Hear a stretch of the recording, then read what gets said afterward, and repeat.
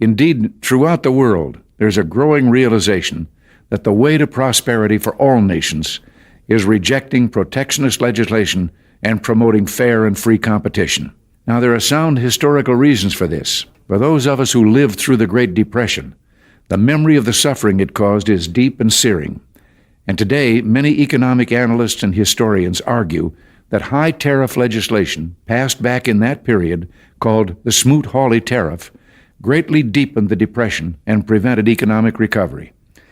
You see, at first, when someone says, let's impose tariffs on foreign imports, it looks like they're doing the patriotic thing by protecting American products and jobs. And sometimes for a short while it works, but only for a short time. What eventually occurs is, first, homegrown industries start relying on government protection in the form of high tariffs. They stop competing and stop making the innovative management and technological changes they need to succeed in world markets. And then, while all this is going on, something even worse occurs. High tariffs inevitably lead to retaliation by foreign countries and the triggering of fierce trade wars.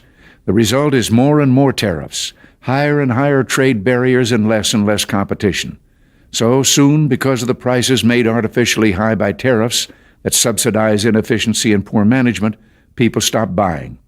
Then the worst happens. Markets shrink and collapse, businesses and industries shut down, and millions of people lose their jobs.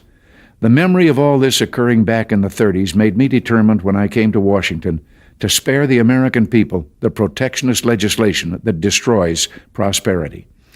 Now, it hasn't always been easy. There are those in the Congress, just as there were back in the 30s, who want to go for the quick political advantage, who risk America's prosperity for the sake of a short-term appeal to some special interest group, who forget that more than 5 million American jobs are directly tied to the foreign export business, and additional millions are tied to imports. Well, I've never forgotten those jobs, and on trade issues, by and large, we've done well. In certain select cases, we've taken steps to stop unfair practices against American products, but we've still maintained our basic long-term commitment to free trade and economic growth. So, it's terribly important not to restrict a president's options in such trade dealings with foreign governments. Unfortunately, some in the Congress are trying to do exactly that. I'll keep you informed on this dangerous legislation because it's just another form of protectionism, and I may need your help to stop it.